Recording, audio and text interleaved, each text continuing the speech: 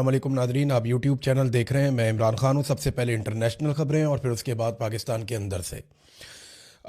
Iran ने ये दावा किया है और जवाब दिया है डोनाल्ड ट्रंप की बात का, क्योंकि डोनाल्ड ट्रंप बार बार ये कह रहे हैं कि ईरान मेरे से राब्ते कर रहा है, ईरान के लोग हमारी मिन्नत कर रहे हैं, ईरान के लोग मुज़ाकरात करना चाहते हैं। हालांकि पब्लिकली ये बात डोनाल्ड ट्रंप ने खुद कही थी, और जब उन्होंने कहा कि वो मुज़ाकरात करना चाहते हैं तो उसके बाद ईरान की जानिब से मुज़ाकरात की ऑफ़र को मुस्तरद किया गया था। फिर डोनाल्ड ट्रंप को काफ़ी शर्मिंदगी हुई और फिर डोनाल्ड ट्रंप के साथी नेतन्याहू और इसराइल की जानिब से एक दबाव भी आया। तब से लेकर अब तक डोनाल्ड ट्रंप ये कह रहे हैं कि ईरान मुज़ाकरात करना चाहता है लेकिन मैं नहीं करना चाह रहा। ईरान ने कहा कि हमने जंग बंदी की कोई दरख्वास्त नहीं की, अमेरिका से बातचीत को हम मुस्तरद करते हैं। अमेरिका ने बातचीत और मुज़ाकरात का मौका ज़ाया कर दिया और हमें धोखा दिया। ज़मीनी हमले के मुंतज़िर हैं कि हम पर ज़मीनी हमला किया जाए और उसके लिए हम अपने आप को तैयार कर रहे हैं। ये ईरानी वज़ीर ख़ारजा अराक़ची का स्टेटमेंट है जो उन्होंने गुज़िश्ता दिन दिया। अच्छा, ट्रंप के बकौल उन्होंने ईरान की फ़िज़ाई और बहरी क़ुव्वत को मुकम्मल तौर पर तबाह किया है। ये डोनाल्ड ट्रंप ने दावा किया।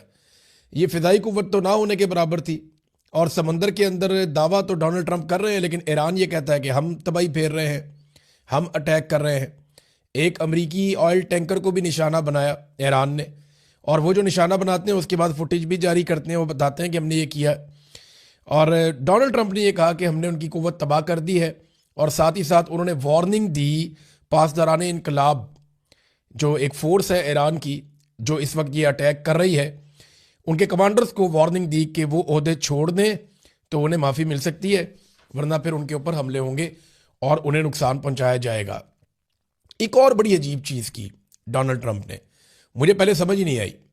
डोनाल्ड ट्रंप ने कहा कि जो नया सुप्रीम लीडर मुंतखब किया गया ईरान में, मुश्तबा खामनई, आयतुल्ला खामनई के बेटे हैं, उनके बारे में डोनाल्ड ट्रंप ने कहा जी कि मुझे वो कबूल नहीं है, खामनई का बेटा। और साथ उन्होंने ये कहा कि नए सुप्रीम लीडर के इंतखाब में मुझे शामिल किया जाए। यानी वो जो कमेटी है जो फैसला करती है कि नया सुप्रीम लीडर ईरान का कौन होगा, डोनाल्ड ट्रंप कहते हैं कि उसके इंतखाब में मुझे शामिल किया जाए, मैं बताऊंगा किसे ईरान का सुप्रीम लीडर बनाना है। अब मामला ये है कि ये तो उनका बड़ा मजहबी मामला है और उनका अपना ज़ाती अंदरूनी मामला है और अपना तरीक़ाकार है। अब इसमें डोनाल्ड ट्रंप मुदाखलत कैसे कर सकते हैं? देखिए, इसी को बोलते हैं रजीम चेंज। डोनाल्ड ट्रंप चाहते हैं कि उनकी मर्जी से हो जाए, लेकिन ईरान इसके बारे में कुछ मानने को तैयार नहीं है। कुछ खबरें ऐसी भी आई है कि नेतन्याहू को तशवीश हुई है इसराइल को, और उन्होंने अमरीकी हुकूमत से इसके बारे में सवालात भी किए। ख़ास तौर पे डोनाल्ड ट्रंप से पूछा है कि जनाब, हमें ये पता चल रहा है कि आप किसी और सोर्स के ज़रिए से ईरान को अंगेज कर रहे हैं। ये बात ना इसराइल के लिए बहुत परेशान कुन है कि अगर अमेरिका इस लड़ाई में से निकल जाता है तो फिर ईरान इसराइल को धोकर रख देगा। इसराइल की पूरी कोशिश होगी कि अगर अमेरिका इस लड़ाई को बंद करता है तो इसराइल के साथ भी ईरान की मुकम्मल जंगबंदी हो और इसराइल को ईरान से मुकम्मल तहफ़्फ़ुज़ दिया जाए।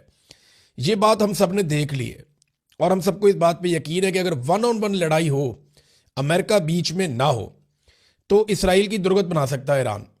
ये तो हमने देख लिया, हमें आइडिया हो गया कि जिस किस्म की उसके पास ताकत है मिसाइलों की, ड्रोन्स की, उनके ज़रिए से वो इसराइल के लिए बड़े मसाइल पैदा कर सकता है। बल्कि फिर हिजबुल्लाह भी शामिल हो जाती है, हमास भी शामिल हो जाती है, दीगर तंजीमें भी शामिल हो जाती हैं, तो इसराइल के लिए प्रॉब्लम बढ़ जाती है अगर अमेरिका ना हो तो अमेरिका का निकलना ही इसराइल के लिए डरावना ख्वाब है। तो तजियाकार ये कह रहे हैं कि इंडिया को एक सेकंड ऑप्शन के तौर पे रखा गया है इसराइल की जानिब से, और इसीलिए नरेंद्र मोदी ने बड़ी जपियाँ शपियाँ डाली थी नेतन्याहू के साथ और बहुत सारे ट्वीट भी किए थे, बहुत सारी यादगारी बातें भी की थी। अब इसमें एक ईरानी सफ़ीर है, उन्होंने भी स्टेटमेंट दिया इंडिया के हवाले से कि इंडिया ने ना तो माफ़ी मांगी है ना कोई राब्ता किया है।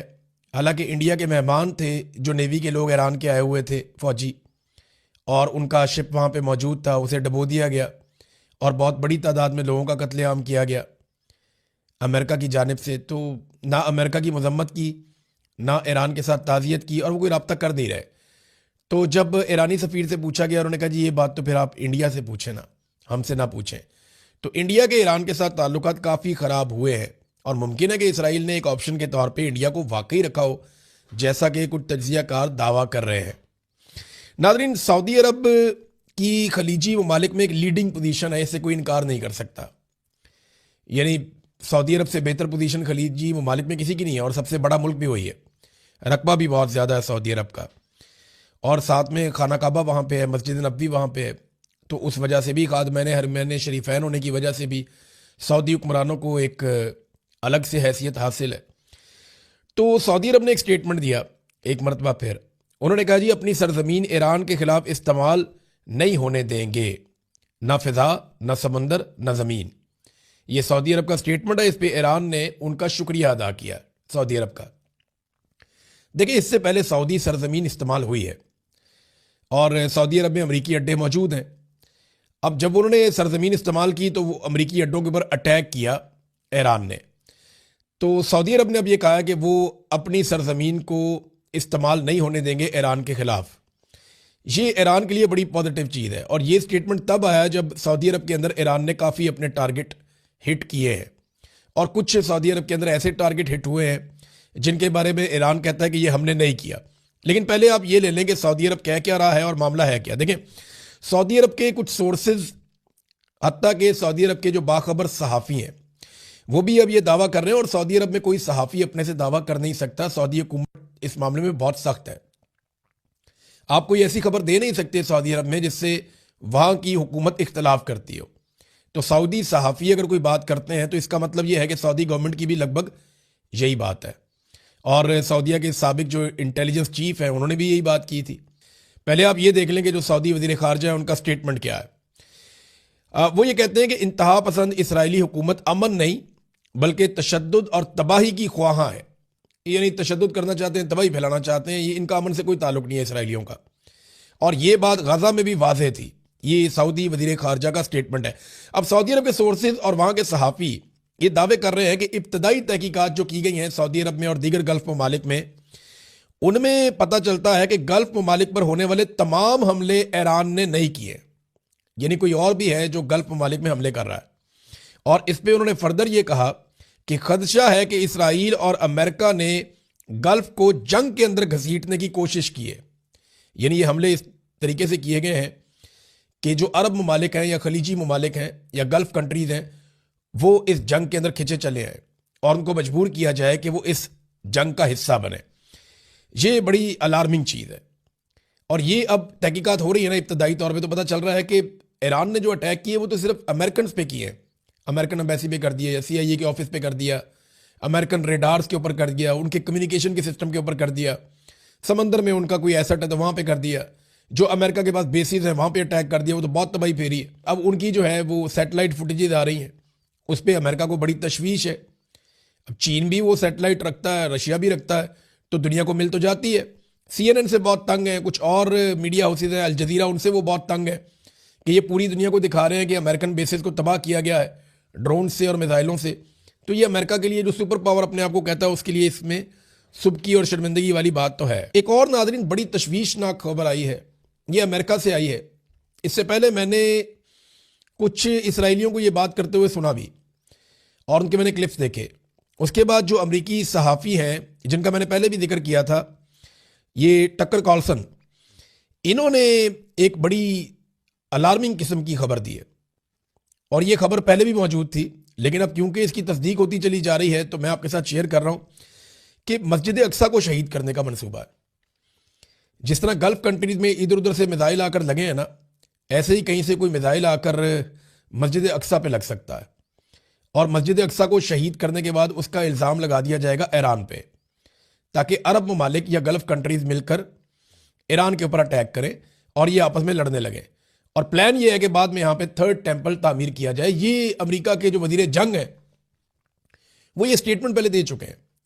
अमेरिकन ये बारहा कह चुके हैं और ये बात इसराइली भी बारहा कह चुके हैं कि वो यहाँ पे टेम्पल तामीर करना चाहते हैं जहाँ पे मस्जिद अक्सा है, कि मस्जिद अक्सा को हटाया जाए और यहाँ पे टेम्पल तामीर किया जाए। अब इस जंग के बहाने जब ईरान मिसाइल मार रहा है तो ये किया जा सकता है, इसके बारे में दावा किया गया और ये अमरीकी सहाफ़ी ने ये खबर दी है। ये बड़ा अलार्मिंग है, इसके ऊपर सबको बात करनी पड़ेगी और ये रिस्पॉन्सिबिलिटी मस्जिद अक्सा की सबको लेनी पड़ेगी, क्योंकि इसके साथ मुसलमानों के जज्बात जुड़े हुए हैं। ईरानी हमलों की शिद्दत कैसी है इसके बारे में मैं कुछ आपके सामने रखना चाहता हूं, क्योंकि कुछ दावे सामने आ रहे हैं कि शिद्दत कम हुई है, तो ये बात बिल्कुल ठीक है। जब शुरू का दिन था तब ईरान ने बड़ा ज़बरदस्त रिटेलिएट किया था। हफ्ते वाले दिन ईरान ने बड़े शदीद हमले किए थे और सैकड़ों मिसाइल और ड्रोन्स दाग दिए थे। उसके बाद बदतरीज जो हमले किए जा रहे हैं उनमें तादाद कम होती चली गई। तादाद कम होने की वजह क्या है?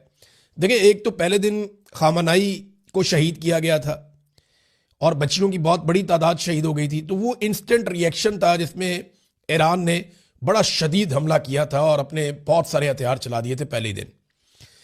फिर अमरीकी अड्डे उस वक्त पूरी तरह से फंक्शनल थे, तो उस वक्त उन अड्डों के ऊपर बड़ी भारी बमबारी की गई थी। अब ज़्यादा अमेरिकन यहाँ पे नहीं है, बहुत सारे अमेरिकन निकल गए हैं, उन्होंने बहुत सारी जगह खाली कर दी हैं, तो अब हथियार यहाँ पे इस्तेमाल कम किए जा रहे हैं। एक ये वजह भी है। तीसरा ये है कि टारगेट का तयन पहले हो चुका था कि ये टारगेट्स हैं, इनको लॉक किया हुआ था, जैसे ही वक्त आएगा तो हम इन टारगेट्स को हिट करेंगे, और यही हुआ था। और अब नए टारगेट्स जो है ना वो दूर हैं और ईरान की वहां तक रेंज नहीं है। अमेरिकन तैयारे अब यहां से उड़ उड़ के नहीं आ रहे, वो अब दूर से आ रहे हैं। उन्हें यूरोप में, बरतानिया में, जहां जहां पे उनको अड्डे मिले वो वहां से अपनी कार्रवाइयां अब कर रहे हैं। और जो अब्राहम लिंकन उनका एक शिप है वो उसको भी दूर ले गए हैं ईरान के मिसाइलों की रेंज से, तो इसके जरिए से अब वो दूर से अटैक करते हैं अमेरिकन। तो यहां पे जो खित्ते के अंदर उनके एसेट्स थे वो अब उस तरह नहीं है जैसे पहले थे, तो ईरान ने उनको हिट किया। फिर ईरान ये भी चाहता है कि हथियारों को बचाकर वो एक लंबी लड़ाई लड़ने के लिए अपने आप को तैयार करे। मगर हुआ यह है कि गुज़िश्ता 24 घंटों में इसराइल ने और अमेरिका ने बड़े खौफनाक अटैक किए हैं तेहरान पे। 2-2 हज़ार पाउंड के बम गिराए गए हैं और रिहायशी इलाकों में गिराए गए हैं, गुंजान आबाद इलाकों में गिराए गए हैं। ईरान के बहुत सारे दफातर तबाह कर दिए हैं, उनका फौज, उनके रेडार, उनका इंफ्रास्ट्रक्चर, उनका कम्युनिकेशन सिस्टम। ईरान में बहुत तबाही फेरी है अमेरिका ने और इसराइल ने। लगभग 2000 के करीब हमले हो चुके हैं मुख्तलिफ मकामात के ऊपर ईरान में, इसराइल और अमेरिका की जानिब से। और ये देखें आप, ये 6 दिन का खेल है सारा, 6 दिन के अंदर हुआ है सारा कुछ। आज 7वां दिन है, तो आप अंदाज़ा कर लें कि कितने शदीद हमले हैं जो ईरान के ऊपर किए जा रहे हैं। तो ईरान को इस बात का आइडिया है कि लड़ाई लंबी है, लेकिन जब शदीद हमले होते हैं तो फिर रद्द अमल भी शदीद आता है। ये जो आखिरी दिन गुजरा है, जुमेरात का दिन, जब अमेरिका और इसराइल की जानिब से शदीद हमले किए गए, तो फिर ईरान ने नए ड्रोन्स भी इस्तेमाल किए, हदीद नाम का मैंने आपको पहले बताया था, खैबर मिसाइल भी इस्तेमाल किए, क्लस्टर बम भी इस्तेमाल किए, और उसके विजुअल्स भी आ रहे हैं, मनाजिर आ रहे हैं कि वो एक बम बहुत सारे बमों में तकसीम हो जाता है और वो आग लगाता है, तबाही फैलाता है। तो इसराइल के ऊपर अटैक ज़्यादा कर रहा है ईरान। एक चीज़ और मैं आपको बताऊं कि ऐसा नहीं है कि ईरान के सारे टारगेट जाके लगते हैं। ईरान का एक ड्रोन और एक मिसाइल ये बड़ी कड़ी आजमाइश से गुजरता है जब ये ज़मीन को जाके टकराता है। उससे पहले देखें ना, ये पहले निकलता है तो ये समंदर से गुजरता है, फिर यहाँ पे उसको इंटरसेप्ट किया जाता है, उसके बाद दीगर ममालिक आ जाते हैं, कोई ना कोई अरब मुल्क आता है, फिर उसके बाद सऊदी अरब, उर्दन के बाद जो है फिर ये दाखिल होता है इसराइल की जानिब। तो इन सारे मुल्कों के इंटरसेप्टर्स हैं, ये इन सब से बच बच के इसराइल तक पहुंचता है। तो ये बड़ी हिम्मत है ईरान के मिसाइल की या ड्रोन की कि अगर वो अपने टारगेट को जाके हिट कर लेता है, या तेल अवीव में या किसी और जगह पे, यरूशलेम में, जहाँ पे भी इसराइली एसेट्स हैं, वहाँ पे जाके अगर ये हिट करता है तो ये इनकी बहुत बड़ी कामयाबी है।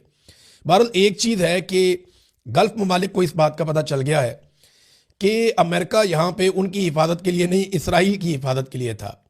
यानी अरबों की हिफाजत से ज़्यादा अमेरिका की तरजीह है कि वो इसराइलियों की हिफाजत करे, और ये होता हुआ अरबों ने देख भी लिया। मुझे लगता है कि इस जंग के बाद अरब अपना कुछ ऐसा फैसला ज़रूर करेंगे जिससे वो कोई नई हिकमत अमली बनाएंगे अपने दिफा के हवाले से। और दिफा करना किससे? आपस में तो उन्होंने लड़ना नहीं है। अरबों की लड़ाई तो सिर्फ इसराइल के साथ है, ना पाकिस्तान ने अरबों से लड़ना है, ना ईरान ने अरबों से लड़ना है। ये आपस में तो लड़ना ही नहीं इन्होंने। सारे मुसलमान मुल्क हैं, इनके अच्छे ताल्लुकात हैं, और शिया सुन्नी लड़ाई भी अब ख़त्म हो जानी चाहिए। और बहुत हद तक इसके अंदर मुसलमानों में इत्तफाक राय पाया भी जाता है। बहरहाल ये इसराइल के साथ लड़ाई का मामला है, तो फिर इसराइल को भी प्रोटेक्ट करेगा और अरबों को भी प्रोटेक्ट करेगा एक ही मुल्क, तो ये मुमकिन नहीं है। अरबों को मेरे ख्याल में अब फैसला करना पड़ेगा। कुर्दिश फोर्सेस जो हैं उनका भी स्टेटमेंट आया जो बड़ा पॉजिटिव है। यहाँ पे कुर्दिस्तान रीजनल हुकूमत है, उसका रद्द-ए-अमल है। उन्होंने कहा कि अमेरिका का मीडिया और उनकी हुकूमत ने जो खबरें फैलाई हैं, जो आर्मी अखबारात में और मुख्तलिफ जगहों पर छपी हैं कि कुर्दों ने अटैक कर दिया, ये खबर मैंने भी आपको बताई थी कि कुर्दों ने अटैक कर दिया ईरानी फोर्सेस के ऊपर, तो ये इक्का दुक्का वाकया तो हो सकते हैं, लेकिन ये बतौर पॉलिसी के नहीं किया गया और ये झूठ है। वो कह रहे हैं जी हम कोई हमला ऐसा नहीं करने जा रहे, हम अमेरिकन हथियार लेके ऐसी किसी लड़ाई का हिस्सा बनने नहीं जा रहे, ये उनकी जानिब से दावा किया गया।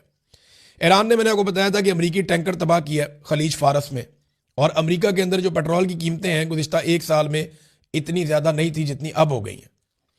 अमेरिका में पेट्रोलियम मसनूआत की कीमतें इस हमले के बाद मज़ीद बढ़ गई हैं। वैसे भी जो बहरान आलमी मंडी में पैदा हुआ है तो कीमतों का असर तो अमेरिका पे, यूरोप पे, पूरी दुनिया पे जाएगा।